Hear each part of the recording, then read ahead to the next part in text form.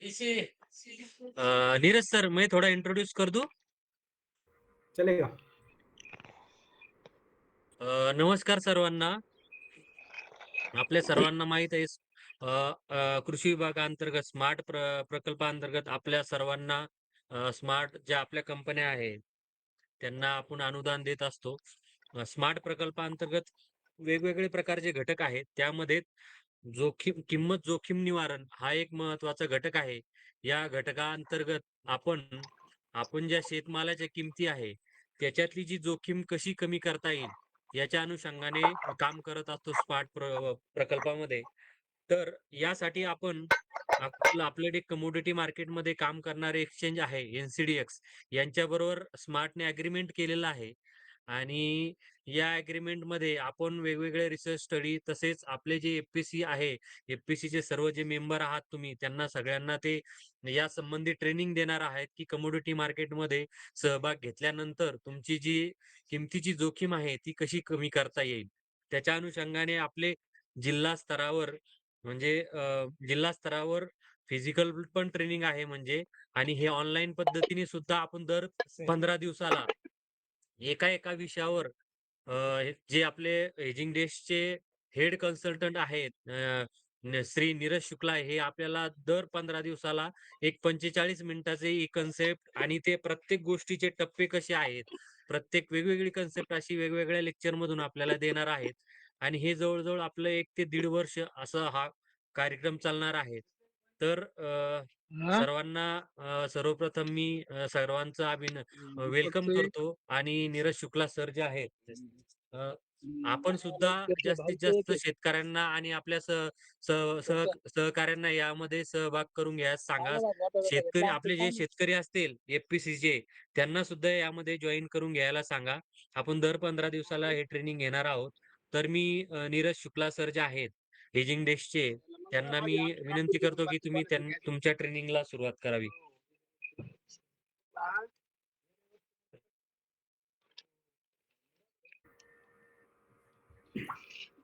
नमस्कार. Thank you संग्राम. अभी टोटल 50 हो गए. तो जैसा संग्राम जी ने बताया, हम लोग जो है हर 15 दिन में जो है एक सेशन करेंगे. और इसका मुख्य उद्देश्य रहेगा कि जो है हम जो है और कौन-कौन से जो है मार्केट होते हैं, जैसे आप हम लोग जो है अपना जो अपने शेतकारी जो भी बेचने जाते हैं, फसल बेचने जाते हैं, वो मंडी में बेचते हैं और लोकल अड़तिया को ये लोकल एग्रीगेटर को बेचते हैं. तो 20 एक साल पहले जो है जो एक ऑनलाइन मार्केट स्टार्ट हुआ, जिसको हम वायदा बाज़ार बोलते हैं हिंदी में, या फ्यूचर्स मार्केट बोलते हैं। वो मार्केट 2003 में स्टार्ट हुआ और करते-करते आज की डेट में देखें तो जो है कई कमोडिटी उसमें जो है अवेलेबल होती है, कई कमोडिटी में ट्रेडिंग होती है। और वो कमोडिटी जो भी मार्केट जो अवेलेबल है, उस मार्केट को हम किसान लोग जो है कैसे यूज़ कर सकते हैं। तो ये क्योंकि बड़ा सब्जेक्ट है, बड़ा विषय है, तो एक दिन में ये नहीं होगा, तो हम लोग क्या कर रहे हैं, इसको छोटे-छोटे टॉपिक में डिवाइड किया हुआ है। और तो हर हफ्ते जो है हर सेशन में जो है हम एक छोटा कोई टॉपिक लेंगे और उसके ऊपर जो है डिस्कशन करेंगे। तो ये ऐसा कोई लेक्चर टाइप वाला सेशन नहीं है, ये बस डिस्कशन टाइप का है। एक तो जो है छोटा-सा इंट्रोडक्शन रहेगा उस टॉपिक ऊपर, और फिर अगर किसी को कोई क्वेरी आता रहेगी, झाला. तो आप लोग उसके बारे में पूछ सकते हैं। हा. तो ये हुआ, जैसे अभी बरोबर आज आहे. की डेट में जो है या किसी भी टाइम पे जो है अगर किसी किसान को जो है अपना माल बेचना होता है, तो नॉर्मली क्या होता है, अपना एपीएमसी मंडी में जाता है। तो एपीएमसी मंडी में जाता है तो वहाँ पे रेट कौन तय करता है? रेट सामने वाला जो ट्रेडर होता है, जो बायर होता है, वो रेट तय करता है और फिर किसान को जो है वो उस रेट पे जो है अपना फसल दे करके आना पड़ता है।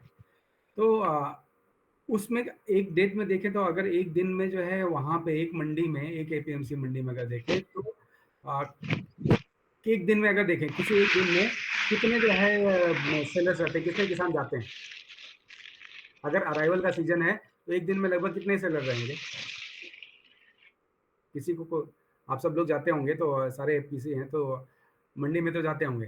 कोई एक बता सकता है कि लगभग कितने सेलर होते हैं या कितने फार्मर्स होते हैं जो अपना माल लेकर के एपीएमसी मंडी में जाते हैं, अगर अराइवल का? डिपेंड डिपेंड वो कौन सी एपीएमसी है.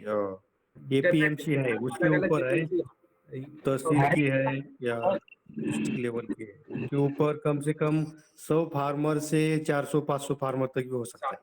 आराम से रहते हैं और हाँ, बड़ी मंडी है कहीं की तो हज़ारों हजार फार्मर रहते हैं। हाँ, हज़ारों 1200 के ऊपर भी जाएगा। बिल्कुल। और वो रात भर से जो है लाइन लगा के खड़े रहते हैं मंडी में जाने के लिए, फिर रातों रात जो है। और दूसरी तरफ अगर आप ये बताइए तो कितने जो है वहाँ पे बायर रहते हैं? सेम अगर एक बाहर तो लगभग हर क्रॉप का कमोडिटी वाइज हाँ, कई जगह पे 50 है, 100 है, 150 है, 200 है। 50-100 रजिस्टर्ड रहते हैं। आप जब उसमें हाँ, जब ऑक्शन होता रहता है, तो वहाँ पे आप देखिए कितने बायर मिलते हैं आपको जो है इतनी अगर मान लो 500 ब सेलर बैठे हुए हैं, तो बायर आप देखो तो उसके ढेर के किनारे जो है सब लोग ढेर के किनारे लोग खड़े रहेंगे। वो पे वहाँ पे वो लोग किसान भी रहते हैं, वहाँ पे दूसरे लोग भी रहते हैं जो सिर्फ़ देखते रहते हैं, लेकिन जो सौदा करते रहते हैं, जो बोली लगाते रहते हैं, वो कितने लोग रहते हैं? एक साथ 8-10 लोग ज्यादा से ज्यादा। 7-8 10 लोग रहते हैं। अब आप सोचो एक तरफ जहाँ पे 500 1000 जो है सेलर हैं और जहाँ पे जैसे 5-7-10 लोग जो है बायर हैं। तो अब आप मतलब सीधे-सीधे अज़्यूम कर सकते हैं कि जो है प्राइस किसके फ़ेवर में जा सकता है। होता है कि नहीं होता? होता है वो। तो इसी को मद्देनज़र रखते हुए सरकार ने जो है सोचा कि एक ऐसी व्यवस्था स्टार्ट की जाए जहाँ पे जो बायर होते हैं, जो है अब यहाँ बायर क्या होता है 7-8-10 बायर क्यों होते हैं? क्योंकि वो बायर को जो है वहीं उसी मंडी से लेना पड़ता है। वो बायर को वहीं पे रजिस्टर्ड रखना पड़ता है, वहीं पे रजिस्टर्ड रहता है और वो आस-पास जो है उसी आस-पास मंडी के आस-पास का बायर रहता है नॉर्मली। अब अगर ऐसी कोई व्यवस्था कर दी जाए, जहाँ पे कोई भी बायर कहीं भी रहे, पूरे कंट्री में कहीं भी रहे और वो सौदा कर सकता है या बाई कर सकता है। इसी तरह कोई भी सेलर कहीं भी रहे, तो वो अपना सौदा कर सकता है, मतलब सेल कर सकता है। अगर ऐसी व्यवस्था कर दी जाए, अब ऐसी व्यवस्था कोई एक मंडी में तो हो नहीं सकता कि एक फिजिकल मंडी में कोई जो है मान लीजिए नागपुर की मंडी है या ना जो है कहीं अमरावती की मंडी है, यावतमल की मंडी है, ऐसी कोई मंडी तो होगी नहीं। तो वहीं पे जो है आप राजस्थान से भी किसान को बुला सकते हैं, राजस्थान से भी बायर को बुला सकते हैं और हैदराबाद से भी बायर और सेलर आ सकते हैं और चेन्नई से भी आ सकते हैं, ऐसा तो हो नहीं सकता। तो ये फिज़िबल हो सकता है अगर कोई ऐसा ऑनलाइन मार्केट हो, जहाँ पे कोई भी कहीं से भी बाई सेल कर सकता है। तो इस सोच के जो है एक्चुअली ये चीज़ पहले अवेलेबल थी, जो द्वितीय विश्व युद्ध हुआ था उसके पहले दो 1935 के पहले ये चीज़ इंडिया में अवेलेबल थी, मतलब जो है इस तरह के मार्केट जो है इंडिया में एग्जिस्ट करते थे। लेकिन धीरे-धीरे द्वितीय विश्व युद्ध के टाइम पे जो है सारी चीज़ें बंद हो गई। बाद में जो है कई कमेटी गठित हुई, उस कमेटी ने जो है कई बार कमेटी ने बोला कि हाँ, ये चीज़ें अलाउ करनी चाहिए कि नहीं करना चाहिए। सबका जो है क्या कमियाँ हैं, क्या अच्छाइयाँ हैं, सबका अध्ययन करते फिर फाइनली क्या है गवर्नमेंट ने 2003 में 3 कमोडिटी एक्सचेंज को मतलब जो है परमिशन दिया। वो तीनों एक्सचेंज जो है क्या किए, वो तीनों एक्सचेंज का नाम था, एक तो NCDEX, national commodities and derivative exchange limited. दूसरा होता है MCX, multi commodity exchange limited, और तीसरा था NMC, national multi commodity exchange. अब ये तीनों ने जो है 2003 में अपना काम स्टार्ट किया। तो काम स्टार्ट किया मतलब क्या किया, एक जो है सिस्टम स्टार्ट किया, सिस्टम सेटअप किया। वो सिस्टम ऑनलाइन था। उस ऑनलाइन सिस्टम में जो चाहे बायर है वो भी जो है आकर के कहीं से भी रहे इंडिया में, चाहे राजस्थान में रहे, चाहे यूपी में रहे, चाहे चेन्नई में रहे, चाहे नॉर्थ इंडिया में रहे, या ईस्टर्न इंडिया में रहे, या साउथ इंडिया में रहे, कहीं भी रहे, या वेस्टर्न में रहे, वो कहीं से भी जो है बाई कर सकता है। बाई करने के लिए क्या चाहिए उसको, बस जो है उस एक्सचेंज का मेंबर होना चाहिए। मेंबर मतलब चाहे डायरेक्ट मेंबर हो या किसी के थ्रू मेंबर हो, मतलब एक अकाउंट ओपन होना चाहिए। तो वो जो है अगर सपोज मुझे बाई करना है, मैं अभी तो मुंबई में बैठा हूँ, मान लीजिए मैं जो है कहीं पे अगर दिल्ली में जाकर भी ट्रेडिंग करना चाहूँ तो मैं कर सकता हूँ। या कोई दिल्ली में कोई बंदा बैठा हुआ है, या जो है बीकानेर में कोई बंदा बैठा हुआ है, या फिर जो है यावतमल में बैठा हुआ है, या नागपुर में बैठा हुआ है, या पुणे में बैठा हुआ है, कोई बंदा कहीं बैठा हुआ है, वो बाई कर सकता है। सिमिलरली कोई भी बंदा कहीं भी, कोई भी फार्मर है, कोई भी किसान है, कहीं भी वो सेल कर सकता है। लेकिन जब जैसा कि हम जानते हैं कि ये जो कमोडिटी होती है ये आपकी फिजिकल होती है। फिजिकल होती है मतलब जो है आपको एक जगह से दूसरी जगह उठा के ले जानी पड़ेगी। तो ऑनलाइन जो सिस्टम होता है, ऑनलाइन के तो हो नहीं सकता कि आपके लैपटॉप पे कंप्यूटर में से कमोडिटी निकल के आने वाली है। वो तो कहीं न कहीं किसान एक जगह पे ला के देना पड़ेगा और जो खरीदार है, बायर है, उसको वहाँ से लेना पड़ेगा। तो अभी क्या मंडी में क्या होता है, किसान लेके आता है मंडी में जो है बायर रहता है, और बीच में कमीशन एजेंट रहते हैं, उनके थ्रू ट्रेड कंप्लीट होता है और बायर वहां से माल भरता है और लेके जाता है। बट ये ऑनलाइन जो मंडी होती है, ये ऑनलाइन जो मार्केट जो स्टार्ट हुआ 2003 में, इसमें क्योंकि मंडी वाला कॉन्सेप्ट नहीं है, ये ऑनलाइन मंडी हो गया एक तरह से। तो लेकिन इसमें फिर भी ज़रूरत तो है, बेचने और खरीदने की ज़रूरत है, जहाँ पे फिजिकल कमोडिटी है, वो एक जगह से दूसरी जगह, मतलब जो बेचने वाला है, जो सेलर है, जो फार्मर है, जो किसान है, उसके हाथ से निकल कर के बायर के हाथ में या ट्रेडर के हाथ में जाना है। तो वो कैसे जाएगा? तो उसके लिए भी एक दूसरा सिस्टम बनाया गया है कि जो है, वो सिस्टम हो गया एक गोदाम या वेयरहाउस जिसको बोलते हैं। उस वेयरहाउस के थ्रू जो है ये कमोडिटी का एक्सचेंज होना शुरू हुआ। अब दूसरी चीज़ होती है कि जितना ट्रेड होता है इस मंडी में, जितना ट्रेड होता है, सबका सब जो है एक जगह से दूसरी जगह, मतलब सेलर से बायर में नहीं जाता। ये मंडी, ये जो है, आज अमेरिका का मार्केट देखें तो अमेरिका में जो इस तरह का मार्केट है, वो 100 साल से ज़्यादा हो चुका है वहाँ पे। अब अमेरिका के मार्केट देखें या जो है चाइना का मार्केट देखें या कहीं दूसरी जगह है जहाँ पे जो है बहुत पुराना मार्केट हो चुका है, वहाँ पे भी अगर आप कंपेयर करें तो जो फिजिकल कमोडिटी एक जगह से दूसरी जगह जाती है, यानी कि जो है सेलर से बायर के पास जाती है, वो अगर मान लो जो है टोटल उनकी कंट्री में प्रोडक्शन 100 टन का हो रहा है, तो वो मुश्किल से 1 टन का जो होता है, जो एक्चुअल डिलीवरी होती है। बाकी 99 टन जो है क्या होता है, वो डिलीवरी नहीं होती है, उसके लिए जो है सिर्फ वो मार्केट का यूज करके हेजिंग करते हैं। हेजिंग और क्या होता है, कैसे होता है, हम धीरे धीरे आगे वाले सेशंस में बताएंगे। आज जस्ट इंट्रोडक्शन के लिए है कि हाँ, ये मार्केट कहाँ से स्टार्ट हुआ और क्यों स्टार्ट हुआ। तो एक चीज़ तो हो गई कि ये मार्केट जो है, ये ऑनलाइन मार्केट है, जबकि अपना मंडी जो है फिजिकल मार्केट होता है, और स्पॉट मार्केट जहाँ पे बायर और सेलर दोनों जो है जाके वहाँ पे खड़े रहते हैं। एक जो सेलर रहेगा वो भी वहाँ पे, उसको वहाँ पे पहुँचना पड़ेगा, और जो बायर रहेगा वो भी उसको वहाँ पहुँचना पड़ेगा। भले खुद पहुँचे या अपना रिप्रेजेंटेटिव रखे, कोई अपना जो है नुमाइंदा रखे, बट वहाँ पे रहना पड़ेगा दोनों पार्टी को। अब दोनों पार्टी पर रहेंगी वहाँ पे, तभी जाकर के वो ऑक्शन स्टार्ट होगा, और जो है फिर जो है ट्रेड, ऑप्शन में ट्रेड एग्जीक्यूट होगा। जब ट्रेड हो जाएगा तो उसके बाद क्या होगा, जो बायर होगा वो पैसे, वो अपना वहाँ पे कैसे अपना भाव तय करता है, वहाँ पे क्वालिटी देखता है। क्वालिटी कैसे देखता है, वो सामने, उसके सामने ढेर लगा हुआ है, वो ढेर लगे हुए में क्या होता है कि वो ढेर हाथ से उठा करके चेक करता है उसकी क्वालिटी। क्वालिटी चेक करना होता है तो दांत के बीच में रख के दबाता है, उसका उसके एक्सपीरियंस के हिसाब से चेक करता है कि हाँ, मॉइस्चर इसका 10% है, 12% है, 15%, उसका एक्सपीरियंस जो है 15, 20, 30 साल से वही काम कर रहा है, तो रफली उसका एक्सपीरियंस जैसे उसका सही जजमेंट एकदम सही रहता है, और उस रेट, उस भाव, उस क्वालिटी के हिसाब से वो रेट डिसाइड करता है कि हाँ जो है इसका ये रेट दूंगा।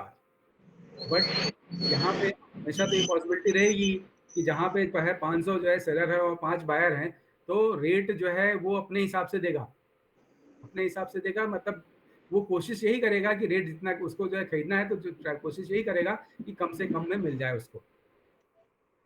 लेकिन अगर यही जो है 5 की जगह 50 अगर बायर होते, या 50 की जगह जो है 100, 200, 300 बायर होते, तो क्या होता है, दोनों में कंपटीशन होना शुरू होता है। ये जो 500, ये 100, 150 दो लोग हैं, उनमें कंपटीशन होना शुरू होता है। और इस कंपटीशन में क्या होगा, किसी को अगर ज़रूरत है, मान लो जो है आज का रेट 5,000 रुपए चल रहा है किसी कमोडिटी का, और वो जो है, जो नॉर्मल, अगर मान लो सिर्फ 5 ही बायर हैं, तो वो सोचेंगे हम 4,800 में खरीद लें या 4,850 में खरीद लें, 100-200 रुपए कम में ही खरीद लें।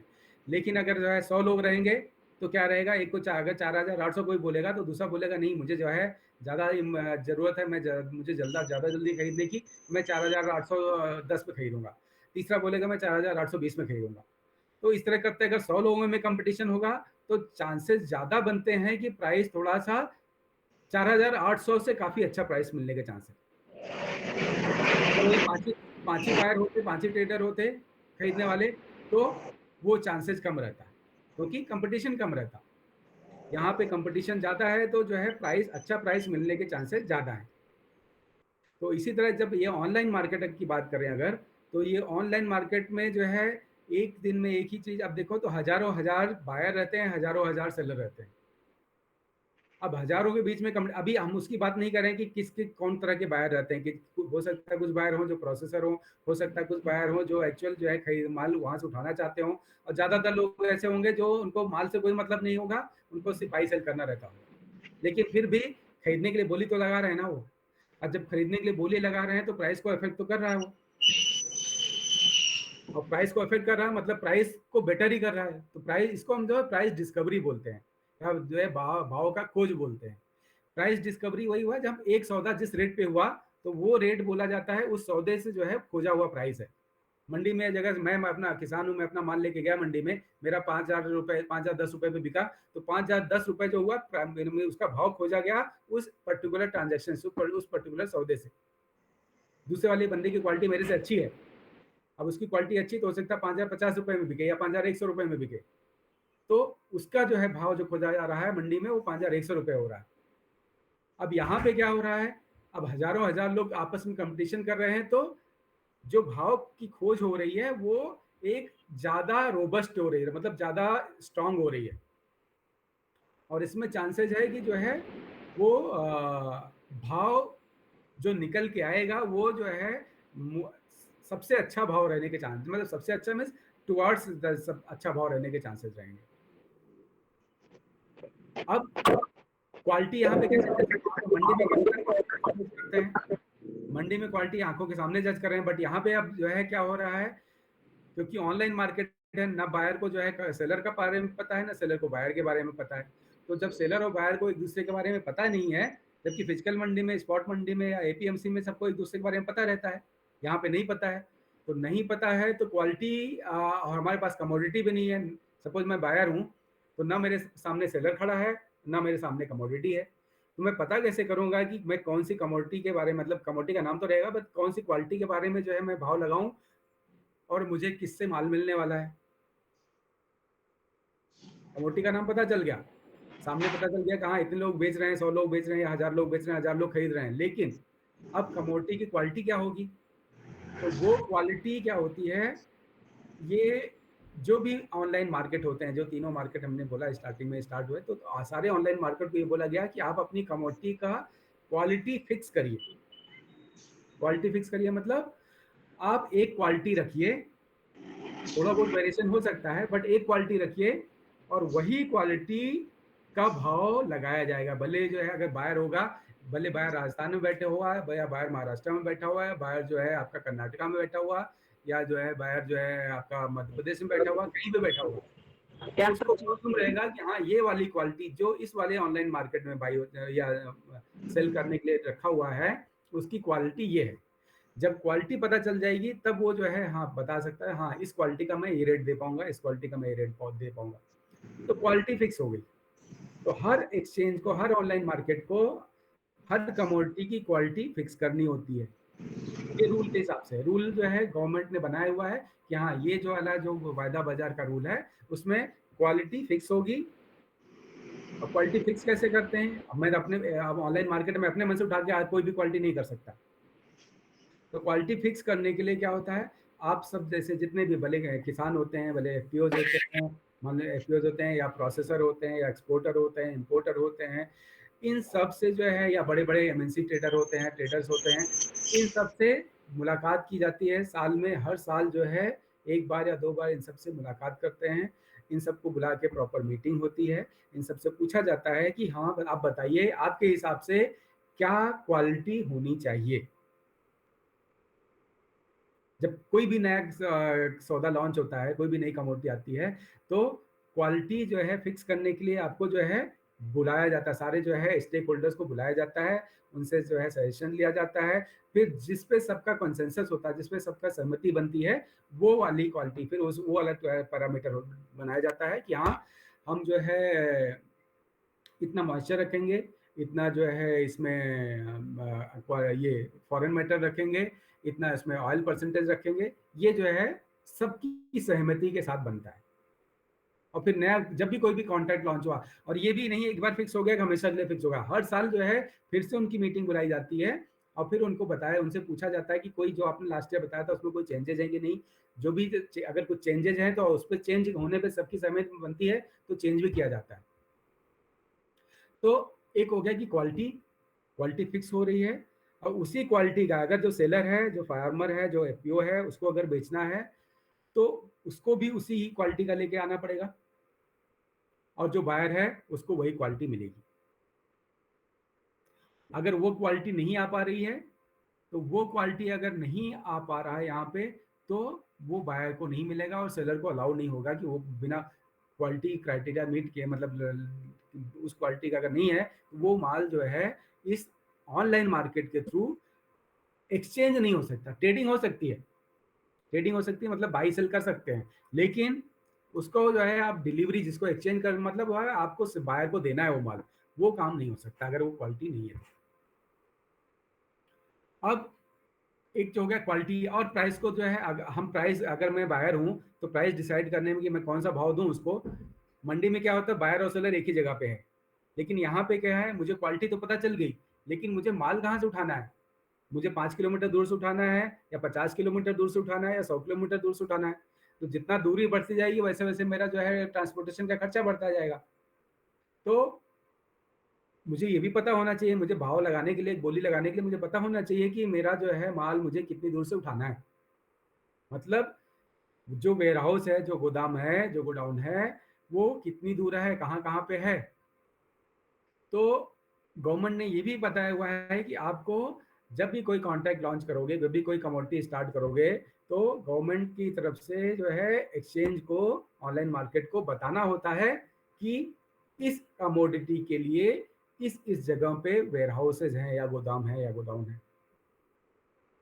अगर ये सारे गोदाम मुझे पता चल गए कि हाँ ये यहाँ यहाँ यहाँ पे गोदाम है जहाँ से मुझे माल मिल सकता है, तब अब जो है मुझे पता चल गया हाँ ये क्वालिटी है, ये जो है मुझे ट्रांसपोर्टेशन का खर्चा लगेगा। जब ये दोनों चीज़ें पता चल गई तो अब मैं बता सकता हूँ हाँ मेरा इस क्वालिटी का माल जो है मुझे इतने दिन बाद मुझे मिलेगा, तो मैं क्या रेट लगा सकता हूँ। तो एक चीज़ हो गया आपका क्वालिटी फिक्स हो गया, एक जो हो गया आपका जो है क्या लोकेशन फिक्स हो गया, या वेयर हाउस गोदाम का लोकेशन फिक्स हो गया। अब ये दोनों चीज़ें फिक्स हो गई। अगेन जो है ये चीज़ें हर साल, ऐसा नहीं कि एक बार फिक्स हो गया तो हमेशा के लिए फिक्स हो गया। हर साल जो है सारे स्टेक होल्डर्स के साथ मीटिंग होती है, फिर जो है उनका जो है व्यू लिया जाता है, सबकी सहमति असहमति अगर बनती है तो ये सब चीज़ें चेंज होती हैं। अब कोई नई कमोडिटी आज की डेट में जो है देखें तो करीब 101 कमोडिटी जो है अलाउड है।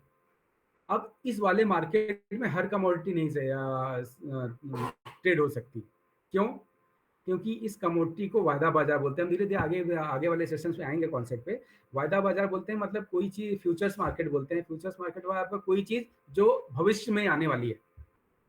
तो यहाँ पे जो हम ट्रेडिंग करेंगे, जो सौदा करेंगे, वो आज की डेट में करेंगे, कोई किसी दिन जिस दिन कर रहे हैं, लेकिन जो एक्चुअल कमोडिटी जो बाई सेल होगी होगी मतलब एक्सचेंज होगा, जो बायर से सेलर के पास या सेलर से बायर के पास जो एक्सचेंज हो रहा है पैसे और कमोडिटी का, वो भविष्य में होने वाला है।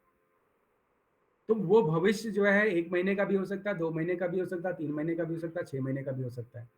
तो ये कितने महीने का होगा, ये भी डिसाइड कैसे होता है? ये भी जो है होता है कि सेबी जो है, मतलब गवर्नमेंट जो है, सेबी के थ्रू, सेबी रेगुलेटर है, बाद में डिस्कस करेंगे उसका, उसके थ्रू बताता है कि हाँ इस कमोडिटी में आप इतने इतने महीने बाद का जो है ट्रेडिंग करवा सकते हो। कुछ कमोडिटी में 2 महीने बाद, 3 महीने बाद, 6 महीने बाद तक अलाउड होता है, कुछ कमोडिटी में साल भर के बाद का भी अलाउड होता है। तो ये भी जो है गवर्नमेंट बताती है कि हाँ इस कमोडिटी में आप इतने महीने बाद तक की ट्रेडिंग करवा सकते हो। अब आज की डेट, मतलब आज की डेट में सौदा करना है या ट्रेडिंग करनी है, तो हमें 1 महीने बाद का भी ऑप्शन मिलेगा, 2 महीने बाद का भी मिलेगा, 3 महीने बाद का ऑप्शन मिलेगा, 6 महीने बाद का भी ऑप्शन मिलेगा। अब ये हमारी मर्जी है कि हमें कौन सा माल, हमें अपना माल किस वाले महीने वाले एक्सपायरी में बेचना है। एक्सपायरी नहीं बोल रहा हूँ अभी मैं, 1 महीने बाद बेचना है, या 2 महीने बाद बेचना है, या 4 महीने बाद बेचना है, कितने महीने बाद हमें बेचना है ये हमारे ऊपर है। हम वो वाली चीज़ वहाँ पे एक्सचेंज पे ढूंढेंगे, वो वाले उसका रेट देखेंगे, और अगर वो रेट हमें सही लग रहा है तो हम उस पर ट्रेडिंग करेंगे, आप बाई सेल जो भी करना करेंगे। तो कहाँ पे कौन सी क्वालिटी होनी है, कहाँ पे बाई सेल, मतलब जो है सामान की डिलीवरी या एक्सचेंज कहाँ कहाँ से होना है, और फिर जो है कितने महीने बाद तक का जो है आप ट्रेड कर सकते हो। ये सारी चीज़ें गवर्नमेंट बताती है ऑनलाइन मार्केट्स को या एक्सचेंजेस को, और एक्सचेंज जो है फिर एडवांस में वो जो है सारे अपने मेंबर्स को या अपने क्लाइंट्स को बताता है। मेंबर्स कौन से हो गए? जो भी एक्सचेंज में बाई सेल कर रहे हैं वो उनके मेंबर्स हो गए या उनके क्लाइंट्स हो गए थ्रू मेंबर्स। अब ये इसका बेनिफिट क्या है? इसका बेनिफिट यही है कि जो है एक चीज़, आपका प्राइस डिस्कवरी स्ट्रांग होगी। क्योंकि क्यों स्ट्रांग होगी? क्योंकि जो है कंपटीशन ज़्यादा हो रहा है। ज़्यादा से ज़्यादा लोग जो है इसमें ट्रेड कर रहे हैं, जो बाई सेल कर रहे हैं। भले कई लोग ऐसे होंगे, ज़्यादातर लोग ऐसे होंगे जिनको उस कमोडिटी से मतलब नहीं होगा, उनको सिर्फ भाव ऊपर नीचे करने से मतलब होगा, या भाव में अगर उनको लग रहा है भाव ऊपर जा रहा है तो बाई करेंगे और बाद में जो है 10-20 रुपए ऊपर जाएगा तो सेल कर देंगे। लेकिन वो भी उसमें भाग ले रहे हैं। अगर वो लोग नहीं रहे, हम आपको ये आगे डिस्कस करेंगे कि वो लोग क्यों इंपॉर्टेंट है किसी मंडी में। अब जैसे मंडी में हम सिंपल एग्जांपल लीजिए आप, एक किसान मंडी में माल लेके जाता है, तो ऐसा नहीं है कि वो मंडी में लेके गया सीधे-सीधे वो कंज्यूमर के पास पहुँच गया। किसान माल लेके गया तो सीधे वहाँ से माल कंज्यूमर के पास तो पहुँच नहीं रहा। किसान से जो है माल ले रहा है, एक पहला ट्रेडर ले रहा है, एक बार ट्रेडिंग हो गया। पहला ट्रेडर जो है दूसरी जगह दूसरे लोकेशन जाके किसी दूसरे ट्रेडर को बेच रहा है। दूसरा ट्रेडर 2 बार उसी एक ही कमोडिटी अगर जो है मान लो 100 टन पैदा हुआ है, तो 100 टन जो है एक बार तो किसान लेके गया। मान लो एक किसान का एक ही टन मान लीजिए एक किसान 1 टन पैदा कर रहा है। वो 1 टन मंडी में लेके गया, उसने बेच दिया। तो ट्रेडर 1 जो पहला वाला ट्रेडर था उसने उसको बाई किया। अब वो ट्रेडर लेके जाकर के दूसरे जिले में बेचा उसने 1 टन, वहाँ किसी दूसरे ट्रेडर को बेचा। तो 1 टन का जो है फिर वही एक सेम 1 टन दूसरी बार बिक गया। प्रॉफिट रहेगा वो अलग बात है, बट 2 बार बिका। फिर वही ट्रेडर तीसरी बार जाकर के किसी जो है प्रोसेसर को बेचा, या हो सकता है किसी और ट्रेडर को बेच रहा हो, तो तीसरी बार बिका। वही 1 टन माल तीसरी बार बिका। फिर वही 1 टन जो है तीसरी ट्रेडर ने लिया तो अब प्रोसेसर जाकर जो है होलसेलर को बेचेगा, चौथी बार बिका। होलसेलर जाकर के फिर रिटेलर को बेचेगा, पांचवी बार बिका। रिटेलर जाकर के कंज्यूमर को बेचेगा, छठी बार बिका। तो मंडी में भी आप देखें जो किसान अपना माल लेके जा रहा है वो भी 6 बार ट्रेड हो रहा है। मतलब एक ही टन जो है 6 बार मतलब 6 टन बन के ट्रेड हो रहा है। हो रहा है कि नहीं हो रहा? अब वही सेम जो है यहाँ पे क्या हो रहा है, सेम ऐसे भी उसी कॉन्सेप्ट पे देखें तो वही सेम कॉन्सेप्ट यहाँ भी अप्लीकेबल है। बस यहाँ पे जो है 6 जब बार की जगह पे ऐसे ऐसे लोग हैं जिनको उस फिजिकल कमोडिटी से कोई मतलब नहीं होगा। हो सकता है ऐसे लोग भी रहेंगे उसमें, लेकिन वो लोग उसमें ट्रेड कर रहे हैं, वो लोग बाई सेल कर रहे हैं। अगर मान लीजिए सीधे किसान कहे कि सीधे कंज्यूमर को देते तो पॉसिबल नहीं है। बीच में जो ट्रेडर 1 ट्रेडर 2 जो third trader processor wholesaler retailer वो सब अपना अपना रोल निभा रहे हैं। निभा रहे हैं कि नहीं निभा रहे हैं? उन्हीं की वजह से किसान एक जगह से सामान दूसरी जगह पहुंच पा रहा है। उसी तरह जो है यहाँ पे भी जो जिनको हम बात करते हैं, जो लोग भले वो उसमें कमोडिटी वो यूज करते हो या नहीं यूज करते हो, प्रोसेसर हो, रिटेलर हो, ट्रेडर हो, एजर हो, एक्सपोर्टर हो, इंपोर्टर हो, या जो है जिनको हम बोलते हैं स्पेकुलेटर, वो सब अपना अपना रोल निभाते हैं। बिना उनके मार्केट एग्जिस्ट नहीं करेगा। जैसे फिजिकल मंडी में अगर वो 2-3 ट्रेडर और प्रोसेसर और रिटेलर होलसेलर और रिटेलर नहीं हो, तो कमोडिटी किसान से जो है कंज्यूमर के पास जो एक्चुअल कंज्यूमर उसके पास नहीं पहुंच सकती। उसी तरह यहाँ भी वही सेम कॉन्सेप्ट लगता है कि अगर ये सारे लोग अपना अपना रोल नहीं प्ले करेंगे तो ये मार्केट नहीं चलता। तो दोनों मार्केट चलने के लिए ये जो लोग हैं वो इम्पोर्टेंट है। क्योंकि ऐसी तो नहीं कि कमोडिटी आज यहीं पुणे में पैदा हो रही है और पुणे के सारे कंज्यूमर यूज कर रहे हैं। हो सकता है कमोडिटी पुणे में पैदा हो रही है, दिल्ली में लोग कंज्यूम कर रहे हो, या हो सकता है एक्सपोर्ट भी हो रही हो। तो वहां के कंज्यूमर को यहाँ का पुणे का माल चाहिए, तो कोई ना कोई तो होना चाहिए। अब किसान तो अपना माल ले जाके पुणे से दिल्ली या जो है अगर जाके लंदन में बेचना हो तो बेचेगा नहीं। उसके लिए लोग जो है बीच में इंटरमीडिएट रहते हैं जो अपना रोल प्ले करते हैं। ठीक है, उनका प्रॉफिट मार्जिन रहता है, कई बार उनका प्रॉफिट मार्जिन कम या ज़्यादा रहता होता है। वो मार्केट की इनएफिशिएंसी है, मतलब जो है अपरिपक्व मार्केट है। वो धीरे धीरे वो जो है परिपक्व होता जाता है मार्केट। जैसे जैसे मार्केट परिपक्व होता जाता है वैसे वैसे जो है मार्जिन और ये एफिशिएंसी बढ़ती जाती है। तो हर मार्केट का एक जो है टाइमलाइंस होता है यहाँ की। धीरे धीरे जैसे जैसे वो अपरिपक्वता से परिपक्वता की तरफ बढ़ता है, एफिशिएंसी बढ़ती है, तो जो भी उसमें कमियां होती हैं वो धीरे धीरे खत्म होती जाती हैं। तो मतलब मैं ये सोच रहा हूँ कि आज के दिन जो है सिर्फ इतना ही रखते हैं, क्योंकि बहुत बेसिक से स्टार्ट कर रहे हैं। अभी धीरे धीरे हम लोग जो है जस्ट ये रहे आपको ये कोशिश किया कि ये मार्केट जो ऑनलाइन मार्केट है वो क्या होता है और क्यों इम्पोर्टेंट है, और फिजिकल मार्केट से जो है वो कैसे जो है कंपेयर कर सकते हो आप। तो अगर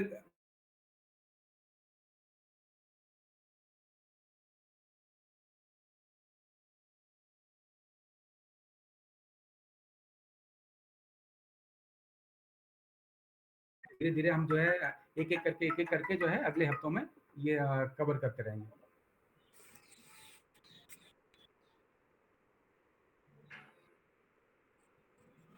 कुणाला काही प्रश्न असेल तर विचारा या संदर्भात. हॅलो, आता बोलिए. ह्या जी हेजिंग डेस्क आहे ते किती क्रॉप साठी आता काम करते सध्या किंवा एनसीडीएक्स? सर एनसीडीएस में अराउंड 20 मैं मराठी नहीं, मैं आंसर नहीं दे पाऊँगा, मैं हिंदी में बोल सकता हूँ या इंग्लिश में बोल सकता ओके. हूँ। तो आपके करीब 21 कमोडिटी हैं जो 21 कमोडिटी हैं जो अभी आज की डेट में ट्रेड हो रही हैं एनसीडीएक्स पे। लेकिन जो है ये सारी कमोडिटी जो है अभी जो मेजर कमोडिटी है वो चना और सोयाबीन जो महाराष्ट्र की मेजर कमोडिटी है वो अभी हमारे यहाँ एक्सचेंज पर नहीं, पिछले 3-4 साल से जो है गवर्नमेंट ने अभी रोका हुआ, उस पर रोक लगाई हुई है।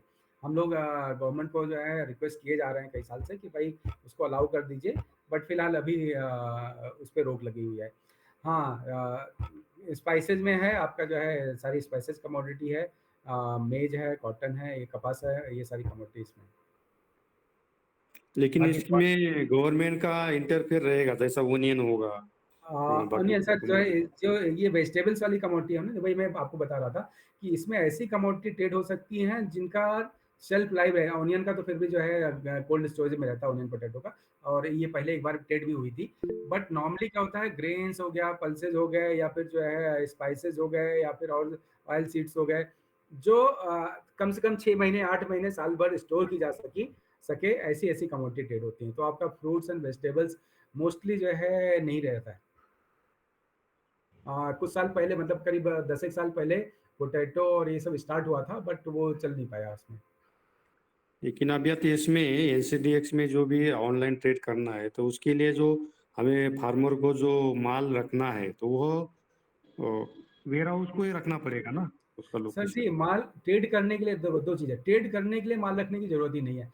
ट्रेड 2 तरह से होता है। एक जैसे हम बता रहे थे कि जो है आपको माल बेचना है उसके थ्रू, दूसरा होता है उस वहाँ पे जो रेट दिख रहा है उसका बेनिफिट लेना है। रेट दिख रहा है मतलब क्या होता है, आप मान लीजिए जैसे आपका आज की डेट में 5,000 रुपए रेट चल रहा है, और हम्म. आपको लग रहा है कि डर लग रहा है कि 5,000 का रेट जो है जब 4,000 ना हो जाए। तो हम्म. उसके चक्कर अगर जो है यहाँ पे 5,000 में बेच के रखते हैं अगर आप, ओके. तो जब जो है जब कमोडिटी का जो वो कॉन्ट्रैक्ट आएगा, हम धीरे धीरे आगे बताएंगे, जब वो कॉन्ट्रैक्ट एक्सपायरी होगा तो 5,000 का रेट अगर वाकई में 4,000 हो गया, तब भी आपको यहाँ से 5,000 रुपए लेने के लिए आपको जरूरी नहीं कि जो है आपको माल बेचना पड़े। आप क्या कर सकते हैं, आप यहाँ पे 5,000 रुपए में जब बेचा था आपने, 4,000 रुपए जब रेट आ रहा है उसमें वापस खरीद लें, तो जो ओके. 1,000 रुपए ये डिफरेंस आपको मिल जाएगा एक्सचेंज से। ये और शेयर आप जो है मार्केट लोकल मंडी शेयर में बेच रहते सकते हैं. हैं, लोकल मंडी में जहाँ बेच रहे हैं वहाँ बेच देंगे, 4,000 रुपए रेट वहाँ मिल रहा है तो आपको 4,000 में बेच दीजिए वहाँ पे, और 1,000 रुपए आपको एडिशनल बेनिफिट होगा यहाँ पे इनसे क्या रहा है, एक्सचेंज से। सर मेरा क्वेश्चन ये है सर कि अगर माल जो है वो एनसीडीएक्स पे आएगा, एग्जांपल सोयाबीन जो है एनसीडीएक्स पे आता है, तो उसका बेनिफिट और ड्रॉबैक क्या रहेगा सर? और दूसरा क्वेश्चन ये है सर, क्या फार्मर डायरेक्टली एनसीडीएक्स से फ्यूचर प्राइस देख सकते हैं या फिर उसके ऊपर सेल कर सकते हैं क्या? प्राइस देखने का तो कुछ नहीं, प्राइस तो आपको फ्री मिलता रहता है, प्राइस आप कहीं से देख सकते हैं। लेकिन जो है फार्मर्स अगर डायरेक्ट सेल करने का चाहे तो क्या क्या होता क्या है कि एक इसमें क्या होता है कि जैसे मंडी में क्या होता है कि आप जो है 1 क्विंटल ले गए, 2 क्विंटल ले गए, 10 क्विंटल ले गए, 50 क्विंटल, 2 टन, 4 टन, जितना भी माल ले जाएंगे उसका ऑप्शन होगा, बिक जाएगा। लेकिन यहाँ पे क्या है, क्योंकि जो है आपको गोदाम में आपको डिलीवरी करनी है तो गोदाम में ले जाना पड़ेगा। गोदाम में ले जाने के लिए अगर 1 क्विंटल 2 क्विंटल ले जाएंगे तो आपको जो है वो परवड़ेगा नहीं, क्योंकि जो है ट्रांसपोर्टेशन कॉस्ट ज़्यादा पड़ जाएगा। तो जो एक ट्रक लोड होता है, एक ट्रक लोड करीब 10 टन का होता है। तो नॉर्मली अभी तो जो है कई जगहों पे कम कम किया गया, नॉर्मली स्टार्ट किया गया था सारा, तो सब ज़्यादातर कमोडिटी का जो है होता था 10 टन का। तो 10 टन एक ट्रक लोड के बराबर कमोडिटी होती थी, जो आप गोदाम में ले जाएं तो आपका जो है जो ट्रक का खर्चा है वो आपको परवड़ता था। तो अभी सोयाबीन का जो पहले 10 टन था, अभी बाद में उन्होंने 5, जब बैन मतलब सस्पेंड हुआ उसके पहले 5 टन किया हुआ, तो सोयाबीन का जो लेटेस्ट था वो 5 टन था। तो अगर कोई ऐसा किसान है जो 5 टन पैदा कर रहा है तो डेफिनेटली वो जो है ट्रेडिंग भी कर सकता है 5 टन। लेकिन अगर 5 टन नहीं पैदा कर रहा है, कोई 1 टन कर रहा है, कोई आधा टन कर रहा है, कोई ऐसा, तो वहाँ पे एफपीओ का रोल आता है कि वो जो है अलग-अलग लोगों से इकट्ठा करके 5 टन का जो है एक लॉट बनाए और फिर जो है एक्सचेंज। सर मेरा क्वेश्चन ये है कि फिलहाल अभी सोयाबीन एनसीडीएक्स में नहीं है ना, तो जी, क्या वो जी। आएगा एनसीडीएक्स में? सर हम लोग कोशिश कर रहे हैं, मतलब अभी से नहीं, हम लोग बहुत टाइम से कोशिश कर रहे हैं। मतलब अभी उसकी कोई गारंटी नहीं हम दे सकते, क्योंकि हमारे हाथ में नहीं है, वो गवर्नमेंट जब अलाउ करेगी तभी हो सकता है। अच्छा सर एनसीडीएक्स ऐसा में नहीं आने है के कि बाद कोशिश नहीं किया, क्योंकि बस मैं एग्जांपल बताऊं, हमारा जो है 2016 में जो है एक बार चना जो है 1 साल के लिए उन्होंने बंद किया था, बट 2017 जून में जो है फिर से उन्होंने, तो याद है हुआ था आपको 2014 2015 में एक तरह से बहुत बारिश बहुत कम हुई थी। 2014 और 2015 दोनों साल बहुत कम बारिश हुई थी, तो उस समय चना और सारे दलहन उलहन के रेट बहुत ज़्यादा बढ़ गए थे। तो फिर उस समय भी लगा उनको कि जो है एक्सचेंज की वजह से रेट बढ़ रहे हैं, और ऐसा करते हुए उन्होंने बंद कर दिया। लेकिन बंद करने के बाद भी जो है उसके रेट जो है फिर जो है 10,000 रुपये और बहुत ज़्यादा बढ़ते चले गए थे। तो फिर जो है 10,000 रुपये तो कुंटल की बात कर रहा हूँ फिर। तो फिर जो है उसके हिसाब से फिर बाद में 1 साल के बाद उन्होंने फिर से स्टार्ट कर दिया। चना जो है फिर से स्टार्ट हो गया था, बट अभी कुछ साल पहले फिर से उन्होंने बंद किया हुआ। तो अल्टीमेटली ये है कि ये नहीं है कि आएगा नहीं, आएगा, लेकिन वो कब आएगा उसके लिए हम ये नहीं बता सकते टाइमलाइन की सर इस महीने में आ जाएगा या 2 महीने बाद आ जाएगा, ऐसा तो कुछ श्योर नहीं। सर कि सर आने रेट से फायदा क्या होगा सर? पार्डन सर, फाय- फायदा क्या होगा? सर सोयाबीन आपको अगर एनसीडीएक्स में आ गया तो फायदा क्या होगा सर? हाँ, अब वही बता रहा हूँ। सपोज आप जो है एक किसान के संदर्भ में सोचिए। आपका किसान जो मान लीजिए जो है ऐसे कोई भी कमोडिटी मान लीजिए सोयाबीन चना जो है 3,500 या 5,000 मान लीजिए, 5,000 रुपए के जो है रेट चल रहा है। 5,000 रुपए के रेट आप जो है जब मैं किसान के संदर्भ में बता रहा हूँ, जब किसान सोइंग कर रहा है या जो है बुआई करके बैठ चुका है, अभी फसल आई नहीं है, ठीक है? फसल आने में अभी 2 महीने 3 महीने हैं। तो जब 3 महीने हैं फसल आने में, तो 3 महीने बाद जब हार्वेस्टिंग होगी तो आपको मालूम नहीं कि रेट कम होगा कि ज़्यादा होगा। और अगर आप रेट का वो उठा के हिस्ट्री उठा के देख लें, तो आप ये पाएंगे कि मतलब 10 साल में 7 साल ऐसा हुआ है कि रेट हार्वेस्टिंग के टाइम पे कम ही होता है। 2 साल या 3 साल ऐसा होगा कि रेट बढ़ेगा, बाकी जो है 7 साल 8 साल जो है रेट कम ही रहेगा। तो अब जो है मेरे हाथ में जो है फसल भी नहीं है, मैं किसान हूँ, मेरे हाथ में फसल नहीं, फसल अभी 2 महीने बाद आने वाली है। आज का रेट जो है ज़्यादा दिख रहा है, लेकिन मुझे मालूम है कि ज़्यादातर चांस ये है 2 महीने बाद रेट कम हो जाएगा। हो सकता है 500 रुपए कम हो जाए, 1000 रुपए कम हो जाए, जो भी कम हो जाए, लेकिन मुझे चांसेस है कम हो जाएगा। बट आज की डेट में जो है मुझे थोड़ा सा उस रेट से जो है ज़्यादा दिख रहा है। तो मैं क्या करूँगा, आज की डेट में मैं उस एनसीडीएक्स में सौदा कर सकता हूँ, उसमें वायदा कर सकता हूँ कि हाँ 2 महीने बाद जब मेरी फसल आएगी तो मैं एनसीडीएक्स के थ्रू बेचूंगा। तो वो आज का जो रेट है मुझे मिल जाएगा। 2 महीने बाद जो है रेट कम होने वाला है, लेकिन आज का रेट जो मुझे मिल जाएगा वो एनसीडीएक्स इंश्योर कर सकता है।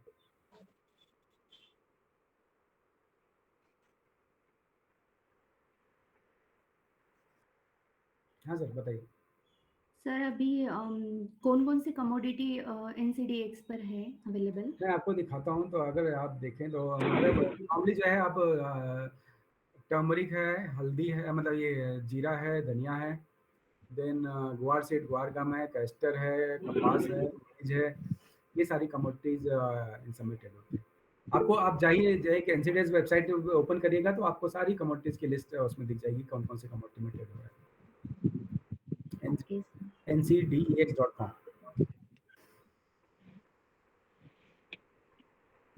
और इसका ट्रेडिंग सिर्फ एनसीडीएक्स के वेबसाइट थ्रू ही? सब ब्रोकर के थ्रू उनके हम क्लाइंट बन सकते हैं, और वो क्लाइंट बन करके फिर उनके थ्रू हम लोग ट्रेड कर सकते हैं, मतलब बाय कर सकते हैं। और ये ब्रोकर की लिस्ट हमें कहीं मिलती है? वो वेबसाइट में मिलेगा, हम लोग आपको प्रोवाइड करेंगे। आप जो है हम आपको बताएंगे, आपके ग्रुप में जो है वो लिस्ट वो सब प्रोवाइड करवा देंगे। Okay sir, thank you. Basically अगर बताएं जो एफपीओज को सपोर्ट करते हैं, तो मैं तो वैसे बता दूं मैं, तो जैसे केडिया कमोडिटी हो गया, ये सब जो है या फिलिप कैपिटल हो गया, ये सब लोग जो है या पृथ्वी कमोडिटी हो गया, ये ब्रोकर्स जो हैं ये एफपीओ को सपोर्ट करते हैं। एफपीओ को सपोर्ट करने का मतलब ट्रेडिंग कोई भी कर सकता है, लेकिन क्या होता है हम लोग जो है जो अगर ये वाला है एफपीओ ट्रेड करते हैं तो वो 2 महीने बाद 3 महीने बाद जो ट्रेड करता है, तो कई बार होता है उसमें लिक्विडिटी कम होती है, मतलब उसमें buying seller, number of buyer seller उतने ज़्यादा नहीं होते 3 महीने 4 महीने बाद वाले कॉन्ट्रैक्ट में। तो सारे ब्रोकर होते हैं वो अलाउ नहीं करते। तो कुछ ब्रोकर होते हैं वो अलाउ करते हैं, तो वो जैसे केडिया हो गया या पृथ्वी हो गया, ये सब लोग अलाउ करते हैं। तो हम आपको उनकी लिस्ट बता देंगे।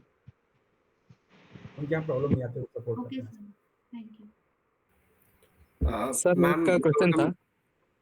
येस सॉरी, एकच सगळ्यांना फक्त एक सांगू इच्छितो. गौतम आठवले बोलतोय. चॅटमध्ये माझा नंबर दिलाय. मी हेजिंग डेस्कच्या अंडरच आहे. HDX सोबत काम करतो. तर अजून कोणाला डाऊट्स असतील किंवा मॅडम जसं म्हटलं की ब्रोकरची लिस्ट हवी आहे, तर त्याच्यासाठी प्लीज कनेक्ट करा. मी तुम्हाला सगळी मदत करेन. आणि सर्वांना सांगू इच्छितो, आपण प्रत्येक 15 दिवसाला हे ट्रेनिंग घेणार आहोत. तर त्यामध्ये असं एक विषय, आज फक्त तुम्हाला एक बेसिक माहिती कमोडिटी मार्केट म्हणजे काय, हे सरांनी सांगितलं. तर आपल्याला जसं-जसं 15 दिवसाला, दर 15 दिवसाला ट्रेनिंग होईल, तसं-तसं पुढचा तुम्हाला या संदर्भात कळत जाईल. आणि आपण जिल्हा लेव्हलला फिजिकल म्हणजे स्वतः तुम्ही दिवसभराचं ट्रेनिंग सुद्धा ऑर्गनाइज करणार आहोत प्रत्येक जिल्ह्यामध्ये. त्यावेळेस सुद्धा सर्वांनी सहभागी व्हा. तुमचे DIU आणि RIU मार्फत हे ऑर्गनाइज ते स्वतः तुमची ऑर्डर काढून तुम्हाला बोलवतीलच. आणखी कुणाला काही प्रश्न? त्याच्यामध्ये FPC कैसा काम कर सकती है? सर एपीसी काम करने के लिए एपीसी को अकाउंट ओपन करवाना पड़ेगा। तो जैसे ये नंबर दिया गया है, तो किसी को करना है तो यहाँ पे कांटेक्ट कर सकते हैं, या फिर आप अपना नंबर दे दीजिएगा। गौतम जो है, आपको गौतम हमारी टीम है जो है पूरा, जैसे जोखिम निवारण कक्ष के अंतर्गत जो है, जो हेजिंग डेस्क बनाया गया है, ये आपको पूरा सपोर्ट करने के लिए वहाँ पे बैठी हुई है। एक आप जब बताइएगा, जो है जब भी आपको टाइम हो बताइए, सर आपको कॉल एक करेंगे मिनिट. आपको। नीरज सर, हाँ बोलिए, नीरज सर एक मिनिट. बोलिए बोलिए। सर आपण FPC साठी स्मार्ट अंतर्गत त्यासाठीच हा कक्ष सुरू केलेला आहे. त्यामुळे FPCनेच यामध्ये सहभाग घ्यायचा आहे. त्याच्यासाठीच आपण NCDXला हे काम दिलेलं आहे. त्याच्यामुळे तुम्ही हे जे गौतम आठवले यांच्याशी त्यांचा नंबर दिलेला आहे, त्यांच्याशी कॉन्टॅक्ट करून तुम्हाला सहभाग घ्यायचा असेल, ते तुम्हाला सर्व माहिती सांगेल. ओके, ठीक आहे सर, थँक्यू. हो सर. आणि जसं अजून कुणाला काही? देशमुख सर म्हटले तसं आपण जिल्हानिहाय 60 ट्रेनिंग घेणार आहोत महाराष्ट्रभरामध्ये.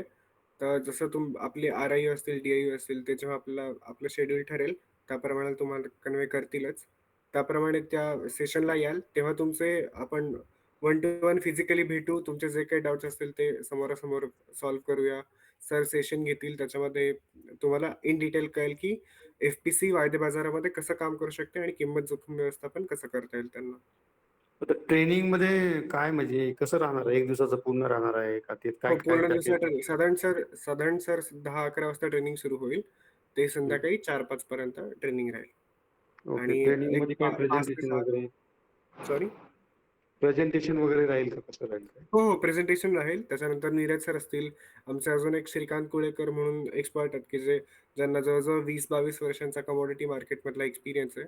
ते सर आपल्याला समजावतील, की आपली FPC कशी NCDX वरती अकाउंट काढेल किंवा कशी वायदे बाजारामध्ये काम करू शकेल याच्याबाबत. यामध्ये सर आता आपण दिवसभर मराठीमध्ये ट्रेनिंगमध्ये सर यामध्ये दिवसभर ट्रेनिंग असणार आहे मराठीमध्ये. त्यामध्ये तुम्ही हो. कसा सहभाग घ्यायचा? तुम्हाला जर अकाउंट ओपनिंग करायचं असेल, तर तुमचे कोणकोणते डॉक्युमेंट रिक्वायरमेंट लागेल, ह्या सर्व गोष्टी यामध्ये सांगितल्या जाईल. Okay okay. आणि कधीपासून होणार ट्रेनिंग ह्या? ट्रेनिंग ऑलरेडी सुरू झालेले आहेत. आपले 2 जिल्ह्यामध्ये झालेले आहे सध्या, पुणे आणि सातारामध्ये. तर असं मंथ वाईज आपण असं टार्गेट ठेवणार आहोत वेगवेगळ्या जिल्ह्यांमध्ये. तुम्ही कोणत्या जिल्ह्यातले? धाराशिव. अच्छा. धाराशिवचा धाराशिव. प्लॅन तुम्हाला गौतम आठवले सांगतीलच लवकरच. लवकरच होईल ओके. धाराशिव. ठीक है सर. सर इसमें जो है फार्मर का बेनिफिट रहेगा कि नहीं सर अटेंड करने में? जी सर, डेफिनेटली रहेगा ना। अगर अगर FPC को जो रेट मिल रहा है, वो रेट अगर हम पहले से ही डिसाइड कर सकते हैं अकॉर्डिंगली, वो पहले फिक्स करके उसके बाद क्या उगाना है उसके ऊपर डिसाइड कर सकते हैं या तर प्रसाद सर नक्कीच एफपीसीचा फायदा होईल सर यात. फार्मर को बेनिफिट डेफिनेटली रहेगा और कैसे-कैसे और बेनिफिट रहेगा हम आपको फिर और धीरे-धीरे और भी ट्रेनिंग में जहाँ भी होगा बताते जाएँगे। इसमें क्या होता है फार्मर को अगर आपको जो है ये रेट जैसे सपोज़ 5,000 का रेट मतलब आपने हम डिस्कस कर रहे थे, 5,000 का रेट अगर मिलेगा तो आप यहाँ पे भी इस वाले मार्केट में बेच सकते हैं, 5,000 से ज़्यादा रेट मिलेगा तो आप दूसरे मार्केट में बेच सकते हैं। तो आपको अगर रेट जो है कम हो गया, 5,000 से कम हो गया, तो आप जो है ये वाला मार्केट जो है ऑनलाइन मार्केट यूज़ करिए। रेट 5,000 से ऊपर चला गया तो आप जो है जैसे नॉर्मल बेचते तो वहाँ बेच दीजिए। तो ये दोनों साइड से फार्मर्स का बेनिफिट रहेगा और एफपीओ का बेनिफिट रहेगा। तो हम लोग धीरे-धीरे आगे ट्रेनिंग में बताएँगे कि कैसे करते करेंगे, कैसे उसके लिए क्या-क्या करना होगा, अकाउंट कैसे ओपन करना पड़ेगा, क्या कहाँ पे जो है किसको कनेक्ट करना पड़ेगा, वो सारी चीज़ें हम लोग कवर करेंगे। सर एक लेकिन क्वेश्चन था मेरा सर से। हाँ सर, बोलिए। सर एक डिलीवरी स्टेज कब आता है इसमें? और मतलब डिलीवरी स्टेज सर हर कौन मतलब जैसे आज की डेट अगर आप देखें तो जो है मैंने बताया कि आप 1 महीने बाद बेच सकते हैं, 2 महीने बाद, ये आपको डिसाइड करना होता है कि कब बेचना है। तो जब आप जिस डेट को जब डिसाइड कर रहे हैं कि मुझे 1 महीने बाद बेचना है या 2 महीने बाद बेचना है या 3 महीने बाद बेचना है, तो वो उस महीने में डिलीवरी आएगा। डिलीवरी जब आप देखेंगे उस महीने की 20 तारीख को जो है लास्ट डेट रहता है। सपोज़ आप 2 महीने बाद आज जो है सितंबर चल रहा है, 2 महीने बाद मतलब अक्टूबर, नवंबर, तो नवंबर में अगर हम मानते हैं तो नवंबर महीने का जो है 20 तारीख लास्ट डेट रहेगा। अब 20 तारीख के 5 दिन पहले तक आप 5 दिन पहले से लेकर के 20 मतलब 15 नवंबर से लेके 20 नवंबर तक आप कभी भी डिलीवरी कर सकते हैं अगर डिलीवरी करना है तो। लेकिन ओके कब करना है, कब बेचना है, वो आपके ऊपर है। आप डिसाइड करेंगे कि आपके पास ऑप्शन रहेगा, 1 महीने बाद का भी ऑप्शन रहेगा, 2 महीने बाद का भी रहेगा, 3 महीने बाद का भी रहेगा, 4 महीने बाद का भी रहेगा। वो आपको डिसाइड करना है कि कौन-सा जो है रेट आपको सही लग रहा है, कौन से महीने वाला ऑप्शन आपको सही लग रहा है, आप उस वाले में जो है ट्रेड करेंगे और उस महीने में डिलीवरी करेंगे। Okay sir. सर ये एनसीडीएक्स और इनाम क्या डिफरेंस है कि मतलब नेशनल एग्रीकल्चर मार्केट और एनसीडीएक्स क्या क्या है, वो दोनों अलग अलग है या सेम है? दोनों अलग-अलग हैं। नेशनल एग्रीकल्चर मार्केट जो है उसकी कहानी मैं बताऊँगा। उसकी भी स्टार्टिंग उसका भी ओरिजिन जो है हमारे यहाँ से ही हुआ। वो स्टोरी लेकिन लंबी है तो थोड़ा बाद में बताऊँगा बट वो मंडी है, वो ऑनलाइन मंडी है। जैसे एपीएमसी मंडी है, वो ऑनलाइन मंडी है, या नेशनल एग्रीकल्चर मार्केट। और ये जो है ऑनलाइन वायदा बाज़ार है। वो ऑनलाइन मंडी है, स्पॉट मंडी है, ये ऑनलाइन वायदा बाज़ार है। वहाँ पे ऑनलाइन ट्रेडिंग होता है लेकिन तुरंत का तुरंत ट्रेड होता है। यहाँ पे भी ऑनलाइन ट्रेडिंग होता है लेकिन तुरंत का ट्रेड नहीं होता है, वो होता है 1 महीने, 2 महीने, 3 महीने बाद वाला।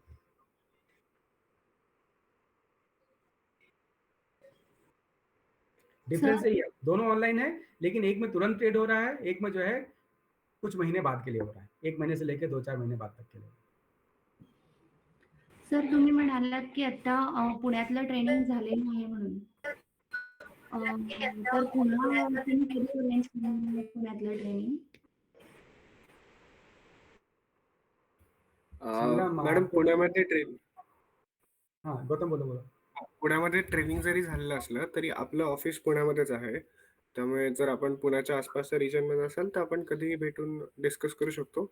एकदा फक्त आधी कॉल कराल, त्याप्रमाणे आपण प्लॅन करू आणि इन डिटेल डिस्कस करू याच्यावरती. ॲड्रेस कुठे आणि आहे आणि सर? हां. हॅलो पाठवतो. मॅडम, आपण मे बी पुण्यात अजून एखादं ट्रेनिंग घ्यायचा प्लॅन पण करणार आहोत. तुम्ही जर जॉईन केलेलं नसेल याच्या अगोदर, तर दिवाळीनंतर आपण प्लॅन करू शकतो आरावी लेव्हलला. पण इथे आपलं एजिंग डेस्कचं ऑफिसच पुण्यामध्येच आहे. स्मार्टचं ऑफिस सुद्धा पुण्यातच आहे. त्यामुळे तुम्ही गौतम आठवले किंवा मी डॉक्टर ब्रह्मानंद देशमुख मला सुद्धा कॉन्टॅक्ट करू शकता किंवा गौतम आठवले यांना सुद्धा कॉन्टॅक्ट करून तुम्हाला काय याच्यामध्ये इंटरेस्ट असेल तर तुम्ही सहभागी घेऊ शकता. सर तुमचा नंबर तुम्ही शेअर नाही केलाय पण ना? गौतम गौतम जो है टाकरे नंबर तिथे. गौतम जो है पाठवतो. ग्रुप में सबका नंबर डाल दो। हम अपनी पाठव हेजिंग डेस्क की टीम का नंबर डाल दो और अगर इन लोगों का चाहिए तो पूछ लो अगर पाठवतो सर, पाठवतो. माझा नंबर घ्या. सर पाठवतो डॉक्टर मी, तुमचाही ब्रह्मानंद पाठवतो. देशमुख हो. 9561 42 1509. 9561 42 1509. मी आपल्या स्मार्टच्याच ऑफिसला बसतो. या कंपोनंटचं सगळं काम मीच बघत असतो. त्यामुळे तुम्ही मला सुद्धा कॉल करू शकता. Thank you sir. बोला. एक मिनिट हा. संग्राम सर बोलतात. नमस्कार. हॅलो नम- हॅलो हेलो। बोलिए मैम, आवाज आ रही है, बोलिए। सर मेरा आवाज आ रहा है क्या? हाँ, आ रही है, आप बोलिए। हाँ नमस्कार. तो आप नंबर है ना अपना ये ग्रुप पर डाल दो ना सर, बताने से अच्छा होता। मॅडम टाकतो मी टाईप करतो टाकतो. चैट में डाल दो सबका नंबर। जी. नमस्कार. 1-2 मिनिटं आपल्या सेलच्या संदर्भामध्ये माहिती देतोय. हेजिंग डेस्कची संलग्न जोखीम निवारण कक्ष जो आहे त्याच्यात सोबत बाजार माहिती विश्लेषण कक्ष हे 2 कक्ष कार्यरत आहेत आणि याच्या अंतर्गत आपण शेतकऱ्यांना हे बाजारातले ट्रेंड लक्षात यावेत या अनुषंगाने दर आठवड्याला वीकली मार्केट प्राइस रिपोर्ट्स आपण देत असतो. तर ते रिपोर्ट्स मिळण्यासाठी आपण व्हॉट्सअपवरती कनेक्ट होऊ शकता. आता जी स्क्रीन शेअर केली होती ते निधी मॅडमला विनंती करतो ते स्क्रीन शेअर करावी आणि त्याच्यावरती एक QR कोड दिलेला आहे. तर त्या QR कोड स्कॅन केलात की तुम्ही व्हॉट्सअपवरती आपल्या ह्या सेलला कनेक्ट व्हाल आणि दर आठवड्याला जे रिपोर्ट आपले तयार होतात ते रिपोर्ट तुम्हाला पूर्ण त्याच्यामध्ये मिळून जातील. ह्याच्यामध्ये नंबर पण दिलेला आहे आणि हा QR कोड आहे तो स्कॅन करून तुम्ही व्हॉट्सअप कम्युनिटीला जॉईन होऊ शकता. त्याच्यामध्ये कृषी विभागाचे आपले बाजार माहितीशी रिलेटेड इतरही काही अपडेट्स असतील, न्यूज असतील त्या आपण शेअर करत असतो. दुसरेच संभाव्य किमतींचा अंदाज सुद्धा वर्तवला जातो. आपल्या ह्या सेलमध्ये जे पीक विश्लेषक काम करतात तर ते मार्केटच्या ट्रेंडचा अभ्यास करून त्याचा अनालिसिस करतात आणि पुढच्या 3 महिन्यामध्ये वेगवेगळ्या पिकांच्या संभाव्य किमती काय राहतील बाजारात ह्याचा अंदाज त्याचा अहवाल तयार करतात आणि तो सुद्धा अहवाल आपण व्हॉट्सअपवरती सर्व शेतकऱ्यांना देत असतो. तर त्यामुळे हे मार्केटशी रिलेटेड करंट अपडेट्स आणि संभाव्य किमतीचा अंदाज मिळण्यासाठी हे QR कोड तुम्ही स्कॅन करून व्हॉट्सअपवर कनेक्ट व्हा आणि त्याच्याद्वारे तुम्हाला हेजिंग डेस्कशी रिलेटेड सुद्धा काही अपडेट्स असतील तर ते मिळत राहतील. काही शंका असेल तर त्याच्यावरती नंबर पण दिलेला आहे त्याच्यावर कॉल करू शकता तुम्ही. धन्यवाद. मी चॅटबॉक्स मध्ये माझा नंबर, नीरज सरांचा नंबर आणि देशमुख सरांचा नंबर पण टाकलाय. भोयर सर स्क्रीनवरती एक शेअर केलेले आहे इमेज त्याच्यामध्ये QR कोड आहे किंवा चॅट मध्ये एकदा हवं तर शेअर करा गौतम. मी शेअर करतो. ठीक आहे. अजून काही कुणाला प्रश्न असेल तर सांगा, विचारा. तर या वर्षीचा सोयाबीनचं जे आता येणाऱ्या जो सीझन आहे आता ऑक्टोबर पासून हार्वेस्टिंग चालू होईल तर ऑक्टोबर टू मार्च पर्यंत काय संभाव्य रेट राहतील काही अंदाज? Hello sir. हेलो. एक मिनिट. हॅलो. एक मिनिट सर. आमचे जे पीक विश्लेषक आहे विजय राणे सर हे आपल्या खरीप मध्ये ऑक्टोबर ते डिसेंबर दरम्यान काय असू शकतात रेट त्याचे संभाव्य अंदाज सांगत आहे सर. या संबंधीचा अंदाज आपल्याला आपण हा QR कोड स्कॅन केल्यानंतर रिपोर्ट आपल्याला ते मिळून जातील. त्यामध्ये डिटेल्स दिलेले आहे. आपण रिसेंटलीच आता सप्टेंबर महिन्यातलाही अंदाजचा अहवाल दिलेला आहे आणि त्याच्याबरोबरच ऑक्टोबर ते डिसेंबर मध्ये कापूस, सोयाबीन आणि मका या 3 पिकांचे काय किमती राहतील याचा अंदाजही दिलेला आहे. तर आता मी चॅटमध्ये पण ती एक लिंक शेअर केली आणि आता जो ग्रुप ह्याच्यामध्ये स्क्रीनवरती जो इमेज शेअर केली होती त्याच्यावरून एक QR कोड स्कॅन करून तुम्ही जॉईन होऊ शकता. तुम्हाला ती मिळाली नाही तर माझ्या नंबरला मेसेज टाका तुम्ही व्हॉट्सअपला, त्याच्यावरती मी तुम्हाला लिंक पाठवतो आणि तुम्हाला ऍड करून घेतो. Okay sir, thank you. Sangram Jagtap माझं नाव, ते चॅट मध्ये मी नंबर टाकतो. सर मी टाकतो. नंबर आता शेअर केलेला आहे.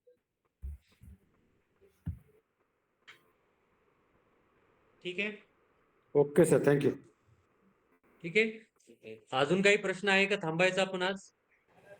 Hello sir. हा बोला. Hello madam. बोलिए। हाँ सर, नागपूरला याचं ट्रेनिंग लागेल का? हाँ, हो लागेल मॅम. येस, लवकरच लागेल. या महिन्यातच प्लॅन करतो आपण. मी कळवतो मॅम तुम्हाला. आणि गौतम हो सर. या पुढच्या वीक मधले जिथे जिथे ट्रेनिंग आहे तिथे पण सांगून दे ना, जे म्हणजे त्या डिस्ट्रिक्ट मधले शेतकरी आता जे असतील ते मग अवेअर राहतील त्या संदर्भात. बरं. आपण पुढच्या वीक मध्ये वाशिम, अकोला त्या रिजन मध्ये प्लॅन करतोय. तर आता आता इथे वाशिम अकोलाच्या साईडचे कोणी आहेत का? हो, बुलढाणा, वाशिम, अकोला, अमरावती आणि अमरावती आणि यवतमाळ. अजून एक यवतमाळ. या 5 जिल्ह्यांमध्ये पुढच्या वीकमध्ये सलग 15 तारीख ते 20 तारीख या दरम्यान ट्रेनिंग असणार आहे. तुमच्या DIU आणि RIU यांच्याशी तुम्ही कॉन्टॅक्ट करून ते कदाचित तुमची ऑर्डर सुद्धा काढणार आहेत. त्यांच्याशी कॉन्टॅक्ट करून त्यांना विचारू शकता.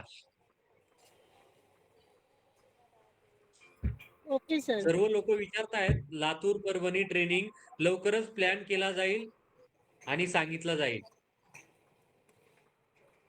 सर नागपूरला लवकर लावा सर. येस मॅम, या महिन्यातच प्लॅन करतो आपण. ठीक सर. सर चंद्रपूर कधी होईल सर? याच महिन्यात सर. या महिन्यात? ठीक आहे सर, ठीक आहे. हो. ते कसं आहे सर, त्या सेम टाइमला अगर आपण कुठं बाहेर गेलं तर प्रॉब्लेम येतात. म्हणून जर पहिले माहित राहिलं तर आपण तो प्लॅनिंग करू शकतो तिथं. बरोबर बरोबर. कसं आहे, यांचा 1 दिवस पहिले मेसेज येईल या 2 दिवस पूर्वी येईल. पण आपण जर 1-2 दिवसासाठी बाहेर गेलं तर ते मिस आउट होऊन जाईल.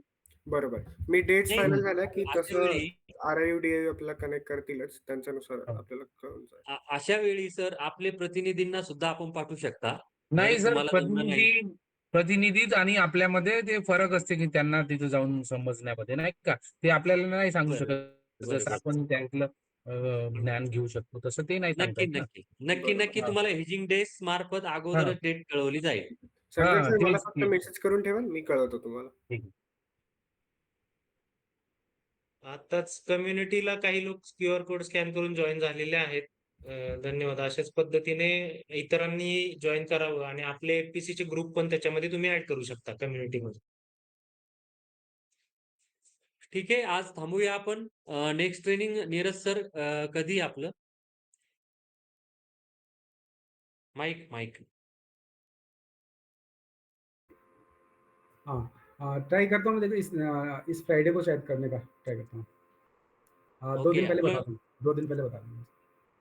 नेक्स्ट ट्रेनिंग मे बी या फ्रायडेला येणाऱ्या शुक्रवारी किंवा पुढच्या वीकमध्ये असेल याच विषयाच्या अनुषंगाने. तरी त्यावेळी सुद्धा तुम्हाला लिंक शेअर केली जाईल. सर्वांनी जॉईन व्हावं. आपल्या सहकाऱ्यांना सुद्धा जॉईन करायला लावा. जे शेतकरी यामध्ये करण्यास इच्छुक आहे त्यांना सुद्धा जॉईन करायला सांगा. ठीक आहे? गौतम, समारोप करूया. हो सर. सर्व FPC इथे आपल्या या ऑनलाईन सेशनमध्ये आलात त्याबद्दल तुमच्या सर्वांचे आभार मानतो. तसेच आपल्या स्मार्ट प्रकल्पाचे डॉक्टर ब्रह्मानंद देशमुख असतील, संग्राम जगताप साहेब असतील, राणे सर असतील, यांनी पण ज्या FPC आल्या होत्या त्यांना काय म्हणतात मोलाचं मार्गदर्शन केलं.